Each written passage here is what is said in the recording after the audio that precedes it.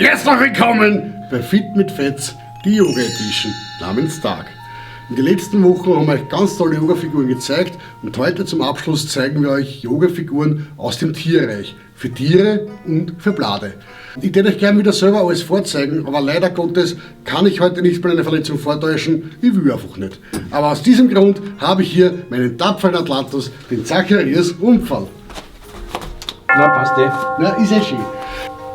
Als allererste Übung aus dem Tierreich zeigen wir euch jetzt das österreichische Urpferd, den Lipizzaner. Also bitte den Lipizzaner. Ja, und man sieht, wie beim Blumento-Pferd, auch beim Lipizzaner, wenn die Energie richtig fließt, kann das Pferd transformieren in die nächste Position, den Leberkäse.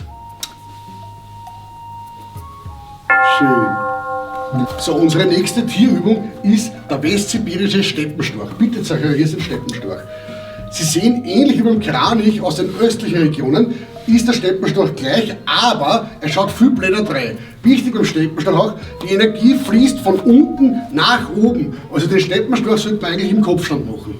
Als nächste Figur wollten wir euch den Regenwurm präsentieren, bis wir draufgekommen sind, diese Position ist ähnlich dem Simmeringer vom Wirten nach Hause-Krauler. Darum machen wir nun den in die Erde eintauchenden Regenwurm. Bitte Zacharias.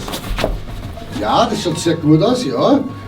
Ich muss aber hilfreich zur Seite stehen. Was mir beim Regenwurm auffällt, ist der rosane Bauch da vorne. Ja, der schaut cool aus. Ja. Unsere nächste Position kommt aus dem fernen Osten, nämlich der südportugiesische Tanzbär. Zacharias, zeig uns den Tanzbär. Ja, das schaut eigentlich recht. Also die Ausführung lässt sehr zu wünschen, würde ich sagen. Ja. Das ist echt. Ist schon gut, Alter. Probier's mal. Unsere letzte Position in unserem Yoga-Reigen ist eine sehr einfache Übung, aber eine Übung, die uns sehr am Herzen liegt, nämlich der Simmeringer Sauschädel.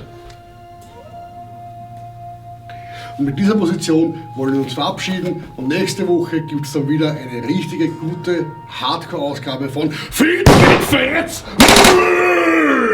Bitte schauen. Na, passt eh.